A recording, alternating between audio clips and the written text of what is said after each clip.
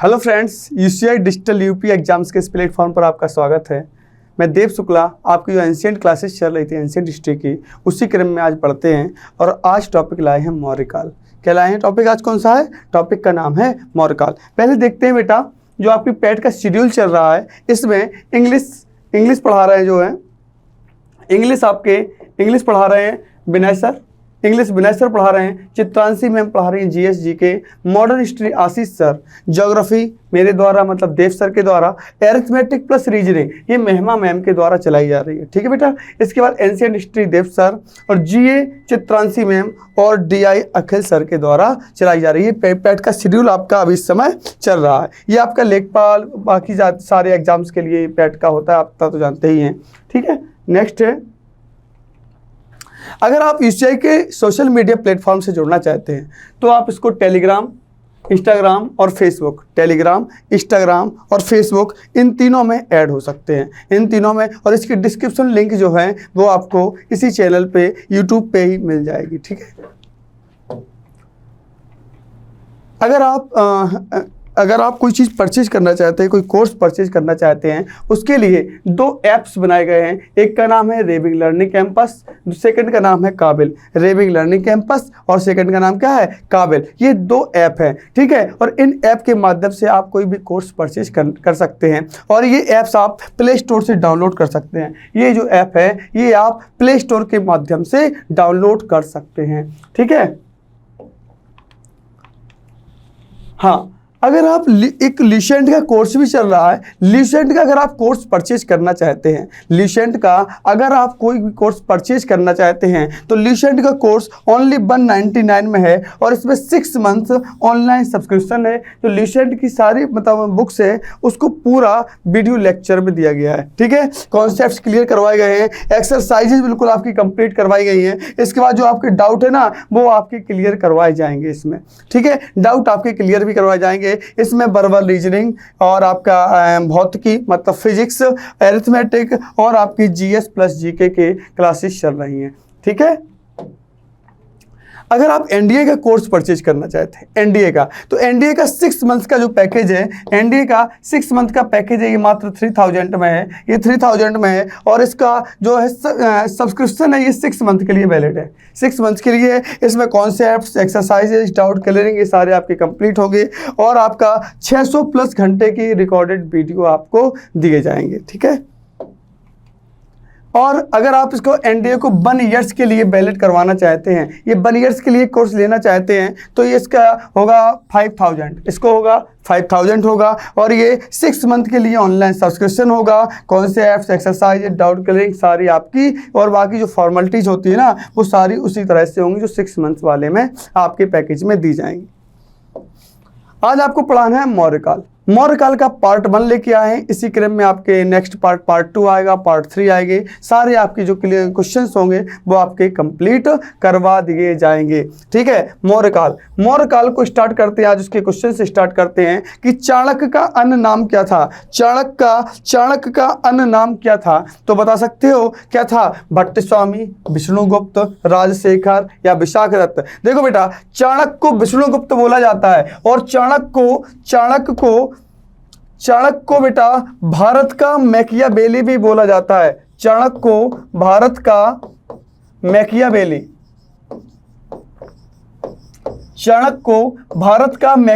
भी बोला जाता है। क्या बोला जाता है? भारत का मैकियावेली बोला जाता है चाणक्य को विष्णुगुप्त भी बोला जाता है, चाणक्य को कौटिल्य भी बोला जाता है, और इनकी किताब थी, चाणक्य की किताब थी अर्थशास्त्र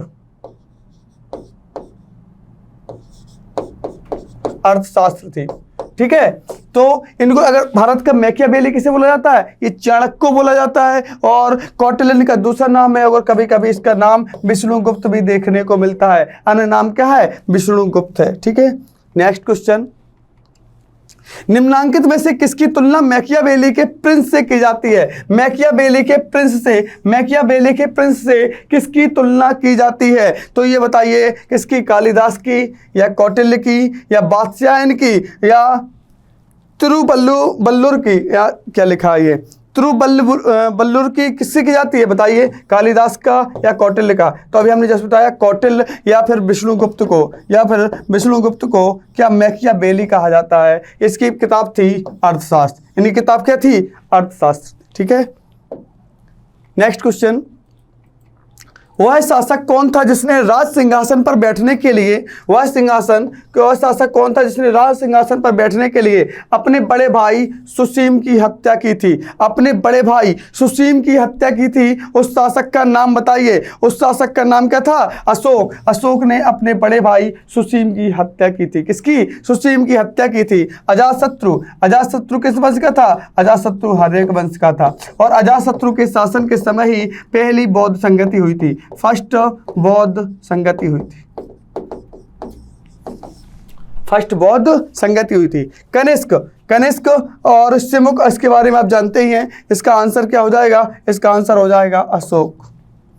नेक्स्ट, निम्नलिखित में सम्राट अशोक की वह पत्नी कौन थी जिसने उसको प्रभावित किया था?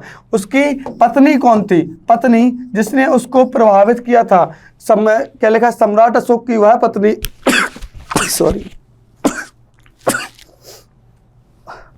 वह पत्नी कौन थी जिसने उसको प्रभावित किया था? इसकी नाम बताइए। चंडालिका, चारुलता, गौतमी या कारुबाकी। इनकी पत्नी का नाम बताइए जिसने इसको क्या किया था? ये आपको प्रभावित किया था। उनका नाम है कारुबाकी। उस पत्नी का नाम क्या है? कारुबाकी है। ठीक है, नेक्स्ट क्वेश्चन, अशोक ने अपने सभी अभिलेखों में एक रूपता से प्राकृत का प्रयोग किया है। किस प्राकृत का प्रयोग किया है आप बताइए? अर्धमागधी, सौरसेनी, मागधी या अंगिका। किसका उपयोग किया आप बताइए कि अशोक ने अपने सभी अभिलेखों में किस भाषा का या किस प्राकृत भाषा का उपयोग किया है? ये आप बता सकते हैं। ये किया इन्होंने अर्धमागधी भाषा का। किस भाषा का? अर्धमागधी भाषा का। किस भाषा किया है? अर्धमागधी भाषा का उपयोग किया है अशोक ने।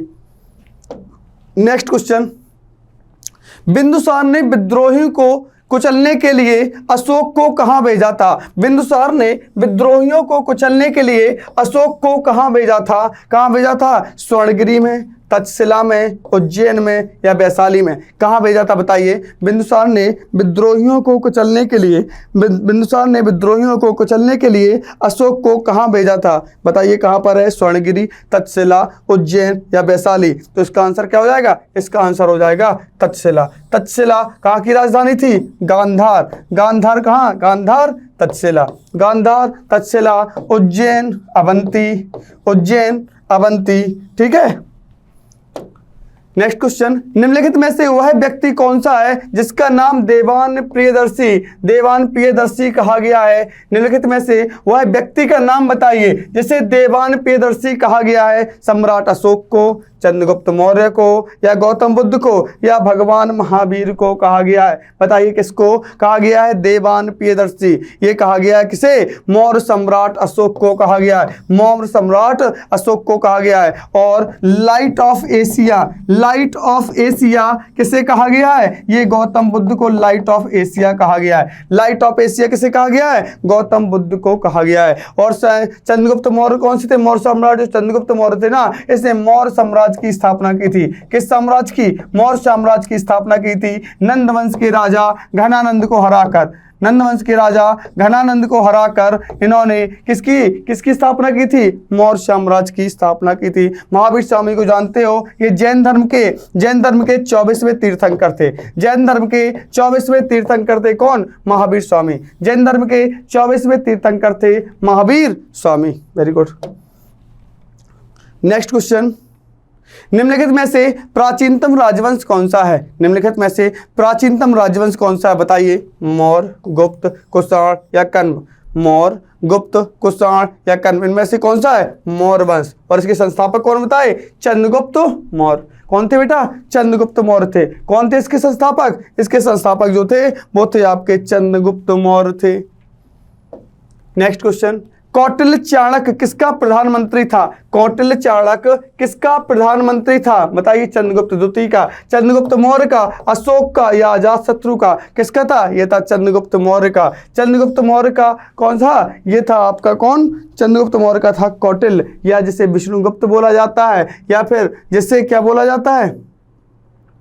कौटिल्य, विष्णुगुप्त, चाणक्य, कुछ भी बोला जाता है। ये किसका शासक था? ये किसका प्रधानमंत्री था? ये चंद्रगुप्त मौर्य का प्रधानमंत्री था। नेक्स्ट क्वेश्चन, कलिंग विजय के उपरांत अशोक महान ने निम्नलिखित में से किस धर्म को अंगीकार कर लिया था? कलिंग जो विजय हुई थी, कलिंग पर विजय जो की थी उसमें, अच्छा, कलिंग विजय और इसका उल्लेख किस धर्म को अंगीकार कर लिया था?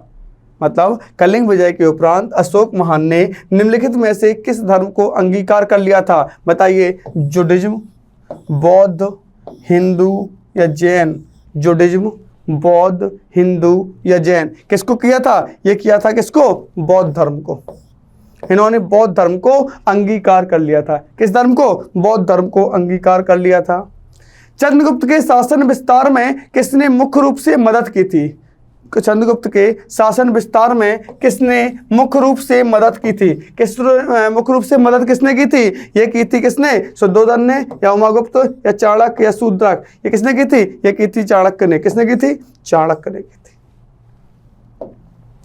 नेक्स्ट क्वेश्चन, सांची किस काल व मूर्ति कला का निरूपण करता है? सांची किस कला व मूर्ति कला का निरूपण करता है? सांची किस कला व मूर्ति कला का निरूपण करता है? किस कला का निरूपण करता है? ये करता है किसका? जैन का, बौद्ध का, मुस्लिम या ईसाई? बताइए। सांची का स्तूप ये बौद्ध धर्म का निरूपण करता है। किस धर्म का? बौद्ध धर्म की कलाओं का, मूर्ति कलाओं का निरूपण करता है। कौन सा? सांची करता है। कौन सा करता है? सांची करता है। ठीक है। नेक्स्ट क्वेश्चन, प्राचीन भारत का वह प्रसिद्ध शासक जिसने अपने जीवन के अंतिम दिनों में जैन धर्म को अपनाया था। प्राचीन भारत का वह प्रसिद्ध शासक जिसने अपने जीवन के अंतिम दिनों में जैन धर्म को अपनाया था। जीवन के अंतिम दिनों में अपने धर्म को अपनाया था, वो कौन था? बताइए। ये था चंद्रगुप्त मौर्य। चंद्रगुप्त मौर्य ने जीवन के अंतिम दिनों में अपने कौन सा धर्म अपना लिया था? अपना लिया था इन्होंने कौन सा धर्म? इन्होंने जीवन के अंतिम दिनों में जैन धर्म अपना लिया था। जैन धर्म। नेक्स्ट क्वेश्चन है, मौर्य साम्राज्य की स्थापना किसने की थी? मौर्य साम्राज्य की स्थापना चंद्रगुप्त मौर्य ने की थी। किसने की थी? चंद्रगुप्त मौर्य ने की थी। नेक्स्ट क्वेश्चन, मौर्य साम्राज्य की हो गए। मौर्य साम्राज्य में प्रचलित मुद्रा का नाम क्या था? मौर्य साम्राज्य में प्रचलित मुद्रा का नाम क्या था? बता सकता कोई? मौर्य साम्राज्य में प्रचलित मुद्रा का नाम क्या था? इसका नाम था पड़। मौर्य साम्राज्य में प्रचलित मुद्रा का नाम था पड़। क्या नाम था? इसका नाम था पड़। नेक्स्ट, निम्नलिखित में से कौन मौर्य वंश का शासक नहीं है? निम्नलिखित में से कौन सा मौर्य वंश का शासक नहीं है? मौर्य वंश का शासक बताइए। अजातशत्रु, चंद्रगुप्त मौर्य, अशोक या बिंदुसार? देखो, अजातशत्रु हम पहले ही बता चुके, ये हर्यक वंश का था। किस वंश का था? हर्यक डायनेस्टी, हर्यक वंश का संस्थापक कौन था? हर्यक वंश का था अजातशत्रु। ठीक है। निम्नलिखित में से अशोक का उत्तराधिकारी कौन था? निम्नलिखित में से अशोक का उत्तराधिकारी कौन था? अशोक का उत्तराधिकारी कुणाल, बिंदुसार, राहुल या इनमें से कोई नहीं? निम्नलिखित में से अशोक का उत्तराधिकारी कौन था? कुणाल, बिंदुसार, राहुल या इनमें से कोई नहीं? तो इसका ऑप्शन हो जाएगा कुणाल। कौन था? कुणाल था। अशोक का उत्तराधिकारी कौन था? कुणाल था। Very good. मुद्रा राक्षस का लेखक कौन था? बताइए। मुद्रा राक्षस किसके द्वारा लिखी गई? अश्वघोष, विशाखदत्त, कालिदास या भास? किसके द्वारा? बताइए। किसके द्वारा लिखी गई है? ये लिखी गई है मुद्रा राक्षस विशाखदत्त के द्वारा। किसके द्वारा? विशाखदत्त के द्वारा। कौन सी किताब लिखी गई है? मुद्रा राक्षस लिखी गई है। विशाखदत्त के प्राचीन भारतीय नाटक मुद्रा राक्षस का विषय वस्तु क्या है? प्राचीन हिंदू जनश्रुति के देवताओं और राक्षसों के बीच संघर्ष के बारे में, एक आर्य राजकुमार और एक कबीलाई महिला की प्रेम कथा के बारे में, दो आर्य कबीलों के बीच सत्ता के संघर्ष की कथा के बारे में, चंद्रगुप्त मौर्य के समय में राज दरबार की दुरभिसंधियों के बारे में बताया गया है। किसने बताया गया है? ये बताइए विशाख दत्त के प्राचीन भारतीय नाटक मुद्रा राक्षस की विषय वस्तु क्या है? तो ये चंद्रगुप्त मौर्य के समय में राज दरबार की दुरभिसंधियों के बारे में बताया गया है। किसने बताया गया? दुरभिसंधियों के बारे में बताया गया है। नेक्स्ट क्वेश्चन, मालवा गुजरात एवं महाराष्ट्र किस शासक ने पहली बार जीता था? मालवा गुजरात एवं महाराष्ट्र किस शासक ने पहली बार जीते थे? बताइए किसने जीते थे? ये जीते थे किसने? हर्ष ने, स्कंदगुप्त, विक्रमादित्य, चंद्रगुप्त मौर्य। ये जीते थे चंद्रगुप्त मौर्य ने जीते थे। किसने? चंद्रगुप्त मौर्य ने। ठीक है। नेक्स्ट क्वेश्चन, किसने सहिष्णुता, उदारता और करुणा के त्रिविध आधार पर राजवंश की स्थापना की? किसने सहिष्णुता, उदारता और करुणा के त्रिविध आधार पर राजवंश की स्थापना की थी? बताइए इसका आंसर क्या होगा? इसका आंसर हो जाएगा आपका अशोक ने की थी। किसने की थी? अशोक ने की थी। नेक्स्ट क्वेश्चन, निम्नलिखित में किस शहर में अशोक के शिलालेख नहीं है? किस शहर में अशोक के शिलालेख नहीं है? तो आप बताइए किसमें नहीं है? गिरनार, कांधार, पाटलिपुत्र या टोपरा? किसमें नहीं है? ये पाटलिपुत्र में नहीं है। पाटलिपुत्र में इनके अभिलेख नहीं है। नेक्स्ट, अर्थशास्त्र का लेखक समकालीन है। अर्थशास्त्र का जो लेखक है किसके समकालीन है? बताइए किसका समकालीन है? ये चंद्रगुप्त मौर्य का समकालीन है। कौटिल्य जो है अर्थशास्त्र का लेखक, जो कौटिल्य है, वो चंद्रगुप्त मौर्य का समकालीन है। नेक्स्ट क्वेश्चन है, नंदवंश के पश्चात मगध पर किस राजवंश ने शासन किया था? तो आपको पता है मौर्य राजवंश ने शासन किया था। नंदवंश के राजा घनानंद को हरा के किसने शासन किया था? आपने किया था चंद्रगुप्त मौर्य ने, मौर्य वंश में। नेक्स्ट है, मौर्य काल में शिक्षा का सर्वाधिक प्रसिद्ध केंद्र क्या था? शिक्षा का सर्वाधिक प्रसिद्ध केंद्र था कौन सा? वैशाली, नालंदा, तक्षशिला, उज्जैन। ये था आपका कौन सा? तक्षशिला। कौन सा? तक्षशिला था। ठीक है बेटा, आज के लिए इतना ही रखते हैं, बाकी नेक्स्ट सेशन पर। धन्यवाद, थैंक यू सो मच।